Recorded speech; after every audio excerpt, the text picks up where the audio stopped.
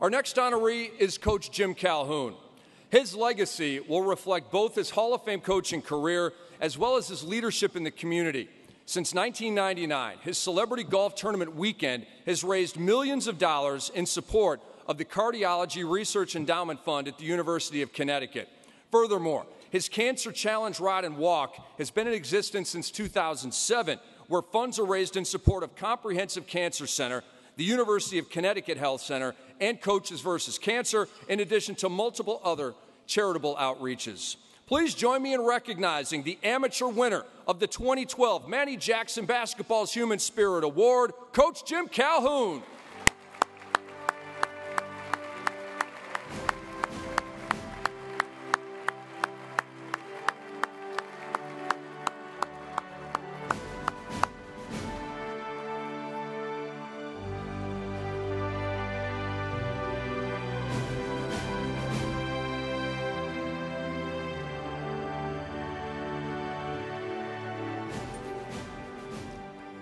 Well, good evening. Some of my friends here tonight, I guess they're my friends, who continue to say that my name wasn't in the newspaper enough this past summer, and so therefore I had to take a little spill off a bike and break my hip. It was true. I just was kind of upset that they, necessarily the blogs weren't blogging enough for me. But like Richard, and who I've known for when I was a young coach, I started at 28 years of age at Northeastern University. I'm thrilled, I'm honored to be here tonight. I first want to congratulate Richard and certainly Grant and all the other award winners. This is a special, special night for all of us. And particularly to the new inductees tonight. The weekend is about special tribute to your remarkable accomplishments. All the things that you have done will be honored this weekend. They don't necessarily reflect the sweat, the blood, the tears, mom, dad, all the other coaches, people who have helped you along the way, but nevertheless, the accomplishments would stand forever. That's an incredible, incredible feeling. To this day, we had won the national championship. We were fortunate enough to. In 2004, we were lucky. We had Emeka Okafor, Ben Gordon, Charlie Villanueva, Josh, but we only had 6 pros on the team, so we snuck out a win over Georgia Tech. But I remember that next spring getting a phone call. I was coaching an all-star game at the Final Four from John DeLeva. And I left that practice facility with that phone call saying, Jim, I've got some news for you. And John, is there some way I can help you? He said, no, I think what I'm going to tell you might help you, and that you've been inducted into the Naismith Basketball Hall of Fame. And quite frankly, my children being born is personally something obviously special. Marrying my wife for 46 years, Pat, and I've found out over the last couple of weeks just what an angel she is.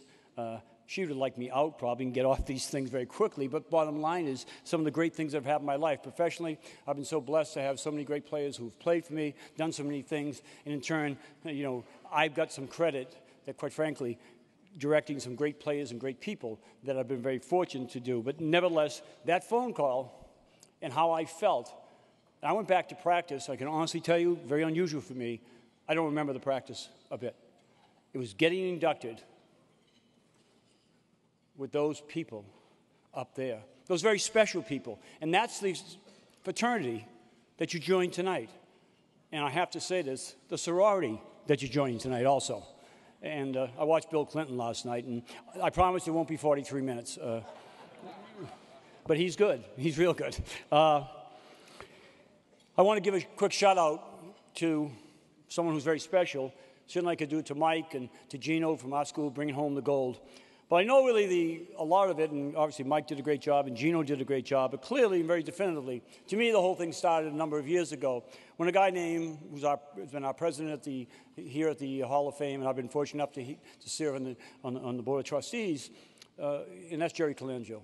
I have had 18 foreign players play for me, and over the past 10 years, it's been miserable. They keep telling me, you keep saying this is the best place for basketball. How come you aren't good? I think Jerry probably heard, felt, and we all did the same thing. So to you, Jerry, what you have done for our game, to show the people and show the United States and show the world. I had a kid from France in today, okay, who I had 7 years ago, and he always kids me. I said, how'd you like London? And my point being, in my opinion, the players, clearly, Mike, without question, Jimmy, and all the people involved, but the man sitting over here deserves more than a shout-out, and that's Jerry Colangelo. Jerry, thanks very much.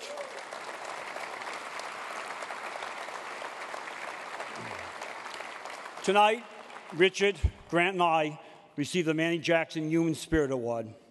If anybody symbolizes this award, it's Mannie Jackson, an athletic pioneer, someone who lived his early life in a boxcar because that's where workers lived, someone who went to an integrated high school, someone who went to the University of Illinois, and by the way, second plug, Jerry Colangelo, one of his teammates, and integrated that program and became not only a terrific player, but the first black All-American, a pioneer, an executive in a Fortune 500, first black man to do that. Majority owner, of a major league franchise known around the world, the Harlem Globetrotters. And with all that and more, Mannie made sure that he reached back to bring as many others along on that path as he possibly could. So I'm incredibly honored because it's the Mannie Jackson Award, what it says on it. Mannie, when I read your bio, I wanted to get more information, Google the whole thing. This award couldn't be more aptly named than after you. But tonight is about accomplishment. This weekend is about accomplishment, all the great accomplishments that you all have had and done. And those accomplishments will be in stone, in that case glass, in other places, and in your memory. And that's incredibly wonderful. I've had the opportunity to coach in about 1,300 games, which makes me one thing, old. I've also been fortunate enough to win about 900 games, and I know Hank's here, the greatest official that ever officiated a game for me. If we get a couple more calls, that would be closer to 1,000. I just want you to know that, Hank. I can't help myself. It's a coach. You got to talk that way. I know Nellie and some of the other guys in the room feel the exact same way. But when the game's complete, all 1,300 of those, the score is in the book, and there's a finality to it. Finality to a season. Finality to a career. But reaching out to my players and others continues to go forward. The impact we can make can continue through generations, change lives. It is something that has given Pat, my wife, my two sons, Jim and Jeff, our entire family, incredible joy. My dad once said to me, a Boston Irishman, as you'd probably guess, that you never stand so tall as you stoop to help another. And I've always kept that as being my creed to try to be reaching out. My career in basketball has given me a great podium to reach out, be it Northeastern University, where Rich and I first kind of got started, to certainly UConn over the past 26 years, have allowed me to use our program, our players, our success, our sport, to be in a position to give. I'm a lucky guy. I'm a tremendously blessed and lucky guy.